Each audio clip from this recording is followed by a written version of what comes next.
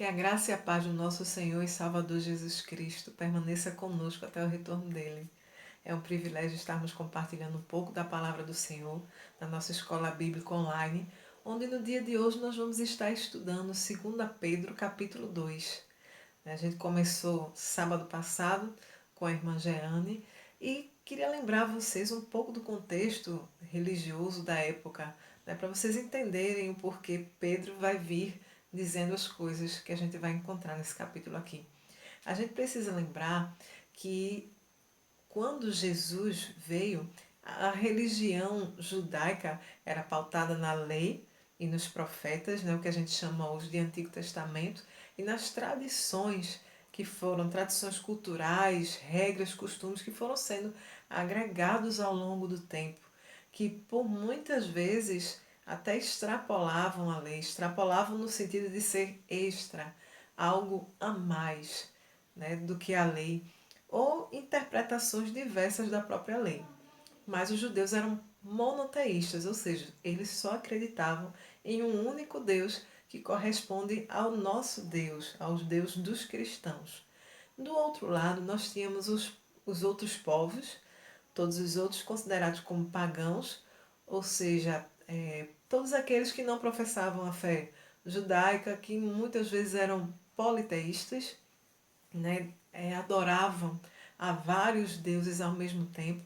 Então, são formas completamente diferentes de se relacionar com as pessoas, né? Os judeus comparado aos pagãos, e formas completamente diferentes de se relacionar com o seu Deus ou com sua divindade.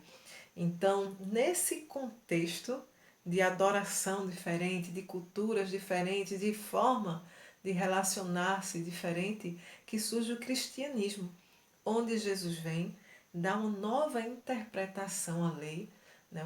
Uma nova forma de agir, não nova no sentido de que é diversa do que deveria ser, mas ele mostra o que, como Deus queria que ela fosse vista. A gente tem também a chegada do Espírito Santo, né? Deus conduzindo, Deus morando no homem e indicando a ele o que fazer. E o cristianismo abraçando a todos os pagãos, né? A todos os gentios. Ou seja, todos aqueles que crescem em Jesus Cristo também poderia ser chamado cristão. Então, surge uma nova religião que agrega todo aquele que quiser chegar da mesma forma que é hoje, né? Da mesma forma onde a gente pode encontrar na igreja pessoas que vieram de diversas religiões, né? Pessoas que vieram da Umbanda, pessoas que vieram do islamismo, do catolicismo, entre outras crenças, do espiritismo, e que hoje professam uma fé cristã. Era mais ou menos aquele cenário ali, que é um cenário muito propício para oportunistas, né? Mestres, né? Pessoas se dizendo conhecedoras da doutrina, pessoas que estão dispostas e disponíveis a guiar os novos crentes, né? Em uma doutrina que por muitas vezes não é a doutrina da verdade. E é esse o caso aqui que Pedro vai tratar, de oportunistas, né? Falsos mestres que por diversos motivos, né? Por diversas situações que não o de falar a verdade, o de propagar o evangelho, mas que resolveram, se propuseram, apresentaram às pessoas a solução para as dúvidas delas, né? Disseram enganosamente as pessoas que ajudariam elas a entender a verdade.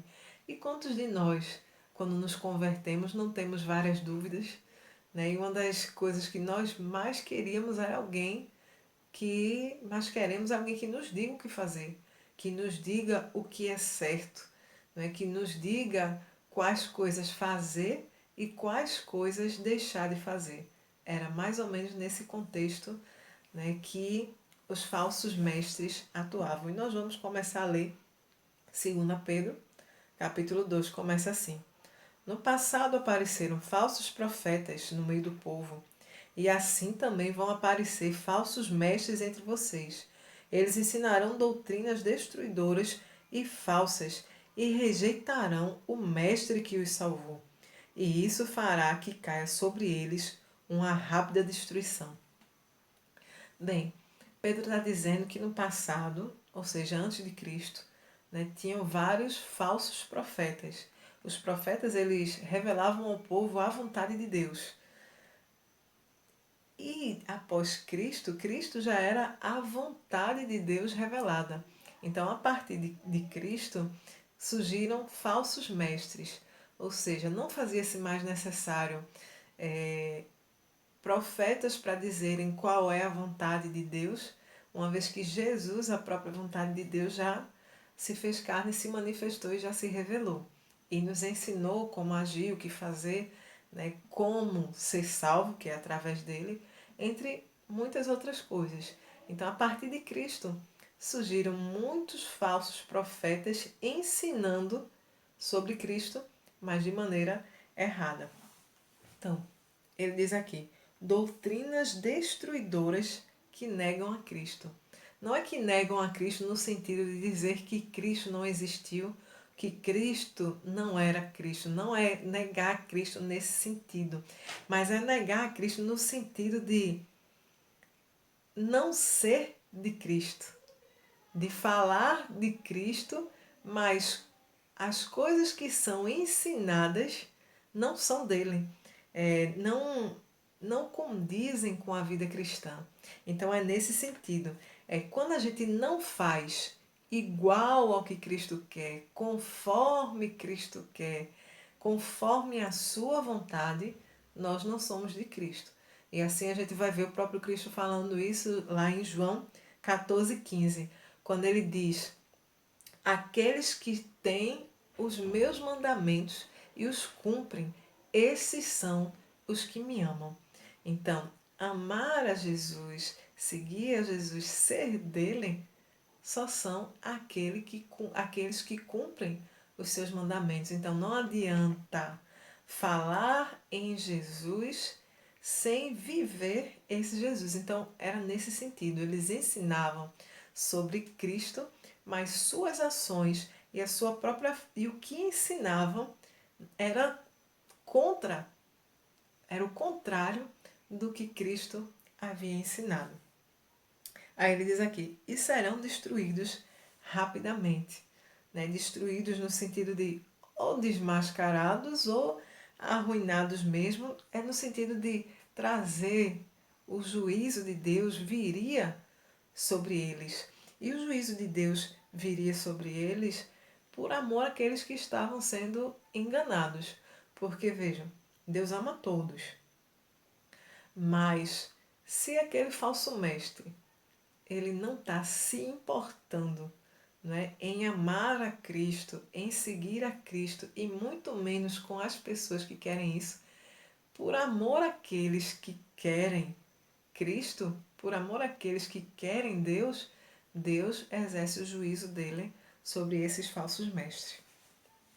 Aí no capítulo 2, versículo 2 diz o seguinte: mesmo assim, muita gente vai imitar a moral deles, e por causa desses falsos mestres, muitas pessoas vão falar mal do caminho da verdade. Vamos lá, muitos o seguirão, diz aqui. Então, muitas pessoas vão seguir esse mestre. A gente elencou aqui 2 motivos. Desconhecimento, né? É aquela situação em que o novo crente ou cristão não lê, não conhece muito da palavra, não tem discernimento ainda, mas olha para aquele mestre e vê ele como espelho e pensa: poxa, ele sabe mais do que eu, ele sabe muito, ele lê muito, ele é muito inteligente, ele é muito de Deus, então eu vou seguir ele. Então, a pessoa de boa fé segue esse mestre. Por conveniência, tem aquelas pessoas que têm a conveniência de querer acertar, no sentido de eu quero fazer a vontade de Deus, então me diga o que é necessário para eu fazer a vontade de Deus, para eu ser aceita por Deus, para eu agradar esse Deus. Então elas ouvem tudo o que esse mestre diz, né? Então, olha, oferte, faça proceda à circuncisão, era uma discussão muito comum à época, né? Circuncidar-se ou não, faça sacrifícios. Então, o que aquele mestre dissesse, aquela pessoa, como queria acertar, né, iria fazer o que aquele mestre queria, assim, ia se desviar do caminho. Ou ainda pessoas que querem liberdade. Em que sentido? Ah, não, esse mestre fala algo que me agrada mais, fala algo que me é mais conveniente, no sentido de é mais leve. Poxa, eu estava ouvindo o outro mestre, o outro líder, mas o ensinamento dele é pesado. Diz que eu tenho que deixar de fazer determinadas coisas ou fazer coisas que eu não quero fazer, ou que são muito difíceis para mim. Então, eu acho melhor um ensinamento desse aqui, condiz mais com minha vida, é menos peso, é menos sofrimento para mim, então é mais agradável, eu vou seguir ele. E assim muitas pessoas o seguem por conveniência. E diz aqui que por conta disso, por conta desses falsos mestres, muitas pessoas deixarão o caminho. Vamos ler lá o que está em Tito, capítulo 1, versículo 11, que é algo nesse sentido, onde Paulo fala para Tito assim: é preciso fazê-los calar, porque andam pervertendo casas inteiras, ensinando que não devem por torpe ganância. Ganância por interesse mesmo de dinheiro. Mas o interessante quando ele fala aqui de desviando casas inteiras, porque a gente precisa lembrar que, assim como a igreja hoje, o templo, a congregação é formada por diversas famílias, muito mais naquela época o ensinamento de Cristo, os ensinamentos eram repassados dentro, no seio da família. Eram famílias onde a educação estava ligada à tradição familiar. Né? A gente sabe que hoje em dia muitas famílias até delegam isso para as escolas ou são até muito ausentes, mas naquela época e naquela comunidade as famílias eram responsáveis pela educação, pelo ensino, principalmente o religioso. Então, quando você tinha um pai, né, que geralmente era uma sociedade patriarcal, um pai que estava indo pelo caminho errado, consequentemente toda a família, toda a casa que estaria ligada a ele também estaria se perdendo. Então é nesse sentido que Paulo está falando para Tito. E ele continua aqui, ó, falando de: mesmo assim, muita gente vai imitar a vida imoral deles. Ainda no versículo 2. É no sentido de práticas libertinas, né? De fazer práticas que não estão dentro dos ensinos cristãos mesmo, que são incompatíveis. Né? Por exemplo, tem um consenso entre os cristãos de que é inadmissível que cristãos se reúnam para ir beber em um bar. Na nossa sociedade, pelo menos aqui brasileira, não é algo que se espere de ver a família após o culto, né, os crentes após o culto, vai para um barzinho na esquina tomar uma bebida alcoólica. Isso não é algo aceitável na nossa sociedade. Não é algo aceitável entre os cristãos. Eu creio que talvez isso seja um consenso. Mas, por exemplo, qual seria o problema desses mesmos crentes se reunirem para beber bebidas alcoólicas numa casa ao invés de ser num bar? Eu não vou entrar na discussão, mas é algo nesse sentido. Práticas que são rechaçadas, né, de uma forma, então vinham esses líderes e olhem, mas dessa forma aqui pode. E assim desvirtuando aos poucos. Então imagine se você tem um irmão ali que é alcoólatra querendo se libertar desse vício, indo fazer parte desse grupo, dessa comunidade que está se reunindo para consumir constantemente bebida alcoólica. É algo nesse sentido. Aí diz assim: e muitos falarão mal do caminho. É interessante que toda pessoa que não é crente sempre sabe o que é que o crente deveria fazer. Quantas vezes a gente não escuta algum ímpio dizendo, e é crente e está fazendo isso. Então, os incrédulos, eles já têm uma ideia do que seria para os crentes, do que seria uma conduta de um cristão.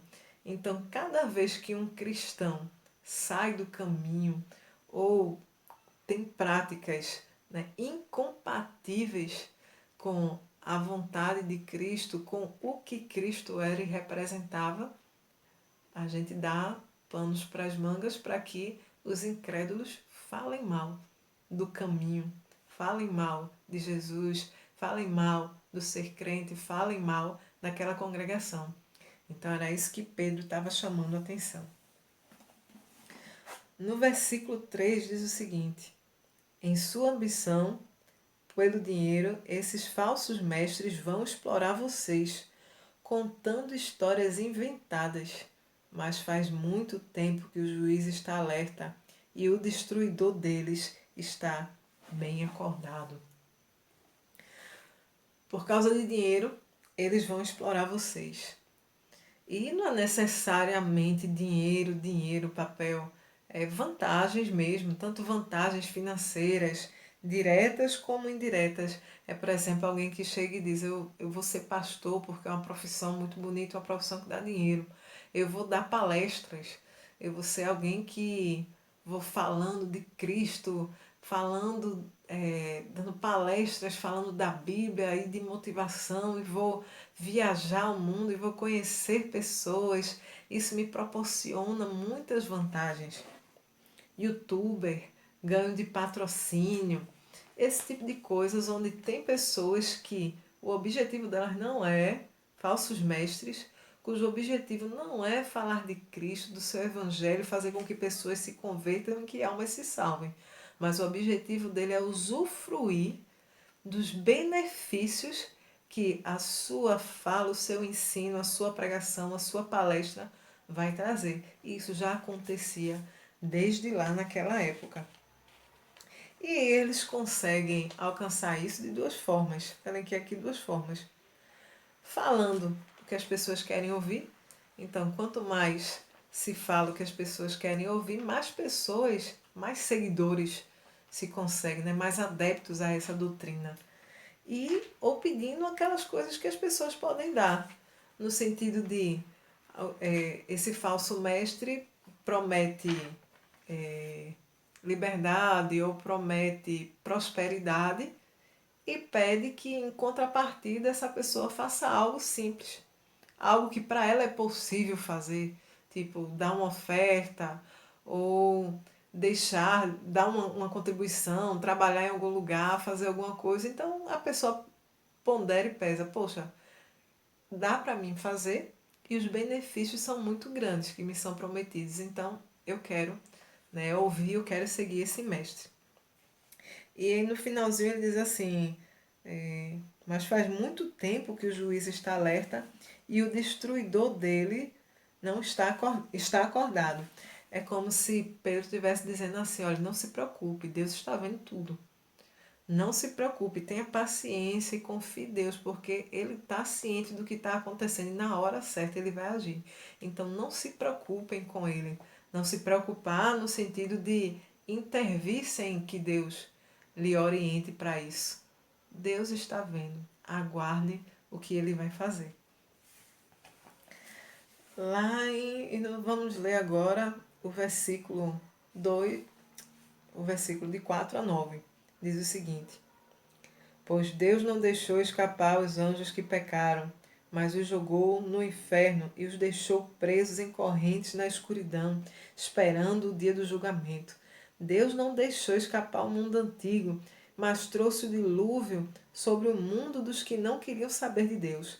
A única pessoa que se salvou foi Noé, que anunciou que todos deviam obedecer a Deus. E Deus também salvou mais outras 7 pessoas. Versículo 6.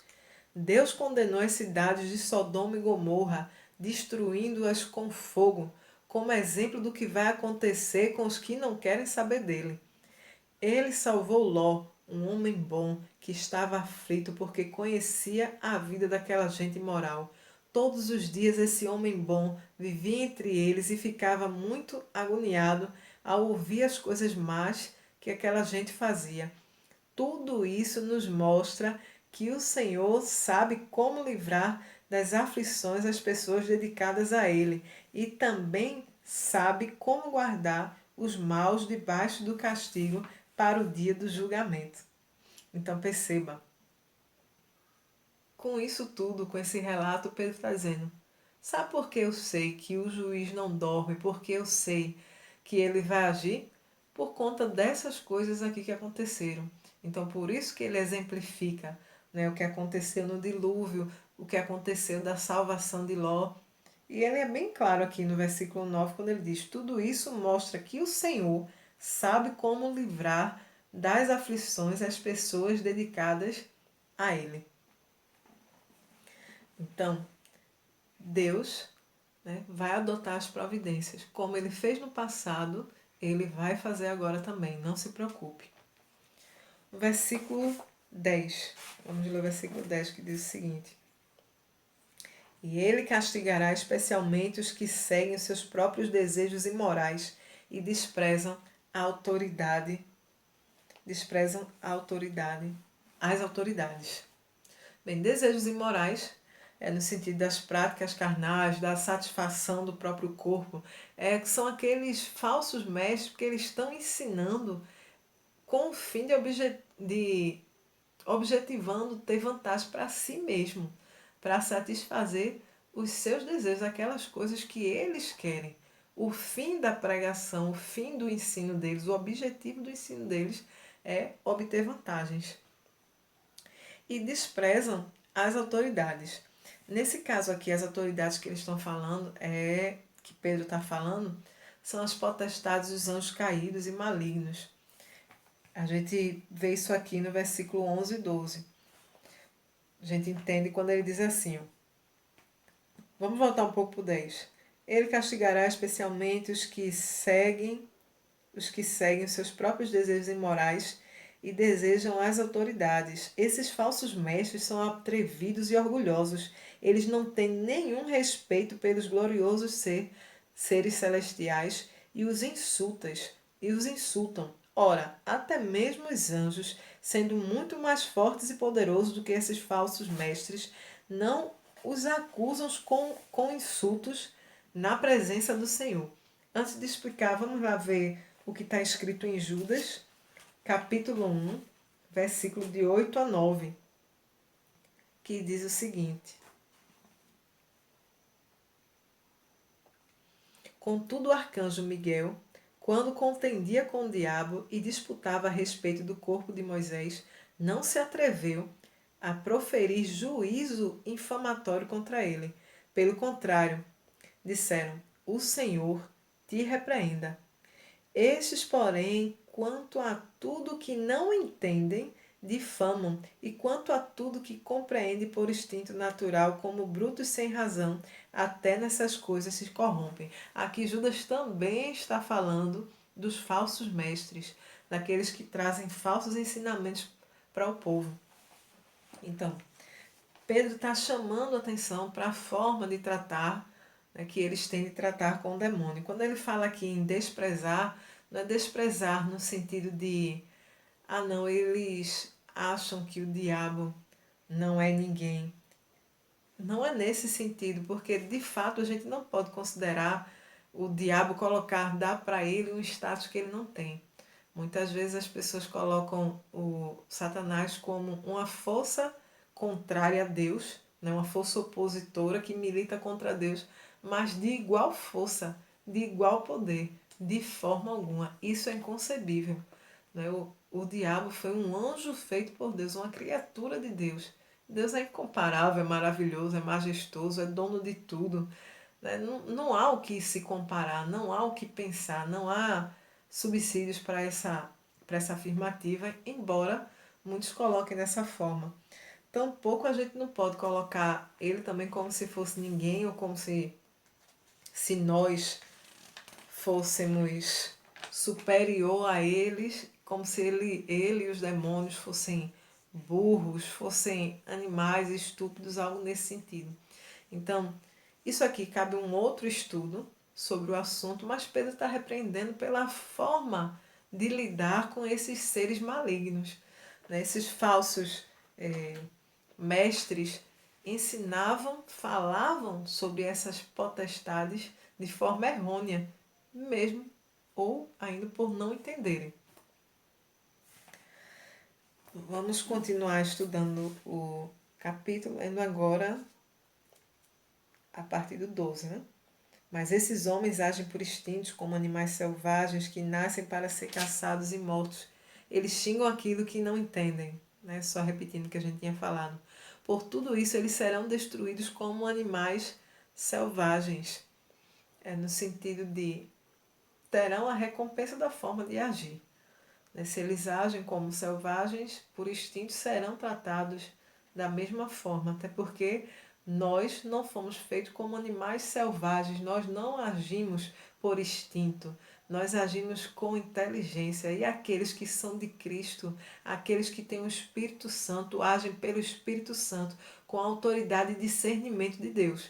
E não de qualquer forma, não por instinto, não pautados nos próprios desejos, não pautados naquilo que anseiam ou que acham que é certo, mas por aquilo que Deus diz, mostra e quer. É nesse sentido. Versículo 13. E pagarão com sofrimento o sofrimento que causam aos outros. Eles têm prazer em satisfazer em pleno dia os seus desejos imorais, ou seja, não é algo escondido. Esses falsos mestres mostram suas obras, elas são vistas. Quando se reúnem com vocês, são uma vergonha e um escândalo, divertindo-se o tempo todo com os seus modos enganosos. Não podem ver uma mulher sem a desejarem, e o seu apetite pelo pecado nunca fica satisfeito. Enganam as pessoas fracas e só pensam em ganhar dinheiro. Eles estão debaixo da maldição de Deus. Andam perdidos porque se desviaram do caminho certo. Seguem o caminho de Balaão, filho de Beor, que cobiçou o dinheiro que iria receber fazendo mal e foi repreendido por causa do seu pecado, pois uma jumenta falou com voz humana e acabou com as loucuras dos profetas.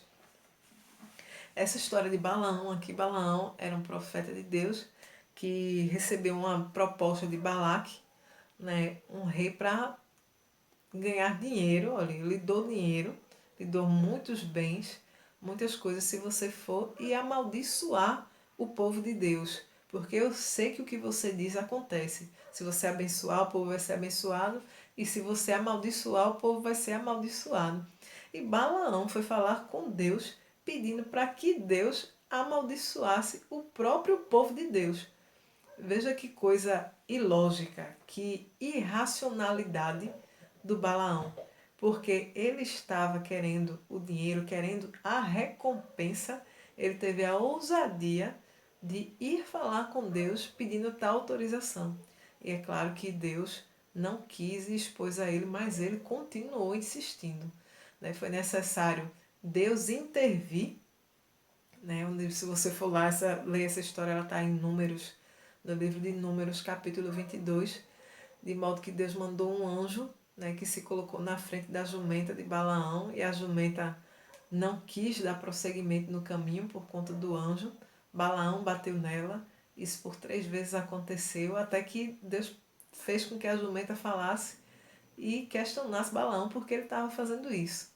E ali houve uma discussão entre a jumenta e Balaão acerca da atitude da jumenta, que veio a dizer que tinha um anjo na frente dela.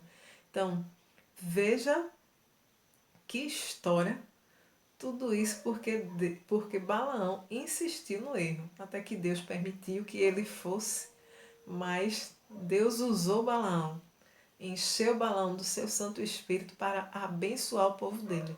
E preste atenção que Deus usou Balaão, mas não foi porque Balaão estava sendo servo seu.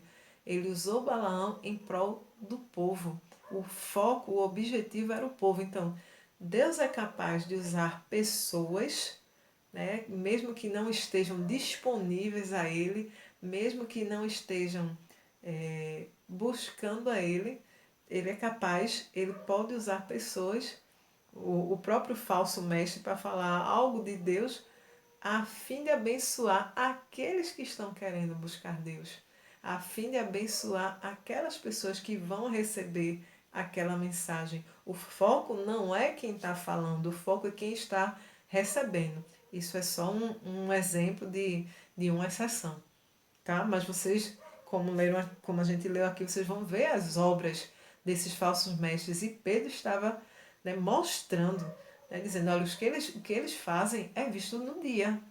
De dia, claro, não é escondido não, todo mundo está vendo. Continuando aqui, versículo 17. Esses falsos mestres são como poços sem águas e como nuvens levadas pelo vento. Deus reservou para eles um lugar na mais profunda escuridão. Imagine o que era um poço naquela época, né? Ele falou numa linguagem que o povo ia entender. Né? O poço era a fonte de água das pessoas. Né? Assim como a gente tem os canos, né, que dá com pesa, que já trazem água para nossa casa, naquela época as pessoas tinham que ir lá no poço buscar a água que necessitavam. Então imagine o que é você ir ao poço em busca de água e não ter. E assim as pessoas iam aos mestres a fim de receberem a água da vida, que é Cristo. Lembra lá quando em João capítulo 4, versículo 14, ele fala com a mulher samaritana, né? Se você beber da água que eu tenho, você jamais terá sede. Então as pessoas vão aos mestres buscando essa água, né? Que é Jesus, que é fonte de vida eterna, né? Da vida em abundância, e não encontram, porque esse poço é vazio. Os falsos mestres estão a serviço da perdição e não da salvação. Versículo 18. Eles dizem coisas orgulhosas e loucas e com seus desejos impuros e imorais enganam as pessoas que estão quase escapando daqueles que vivem do erro. Eles enganam aquele que está quase escapando. É no sentido de a pessoa vai para o caminho de Cristo, vai buscar Cristo para sair do erro, chega lá, encontra alguém se dizendo no caminho de Cristo, praticando o erro, né? E levando essa pessoa também para o mau caminho. Imagine, que é você ir para um caminho para acertar e terminar errando porque um falso mestre está lhe ensinando errado. 19. Prometem liberdade a essas pessoas, mas eles mesmos são escravos de hábitos imorais, pois cada pessoa é escrava daquilo que a domina. Imagine, gente, prometendo a liberdade que a gente sabe que em Cristo tem, porque lá em João 8,36 diz que se o Filho do Homem vos libertar verdadeiramente, sereis livres. Né? Nós estaríamos livres do pecado, livres da dominação, a busca pelo Senhor e o recebimento do Espírito Santo é quem nos dá forças para não pecarmos mais, para não reincidirmos naquele erro.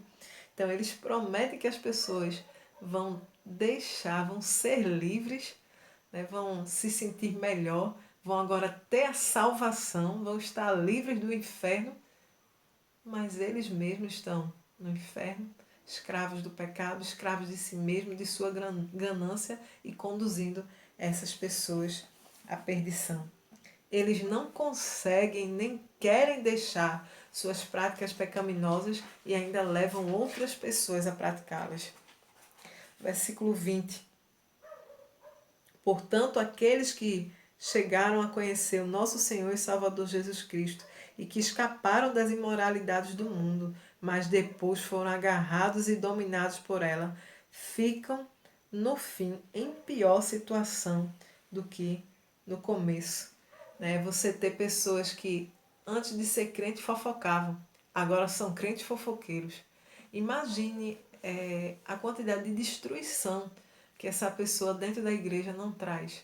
Até porque é comum, se a gente está lá comungando da mesma fé, buscando o mesmo Deus, é comum a gente confiar mais nas pessoas que estão ali. Então, esses falsos mestres, essas pessoas que continuam pecando por querer, né, buscando o pecado, se deixando levar pelo pecado, estão também abusando da confiança das outras que estão olhando para ela e achando que ela quer acertar. Né?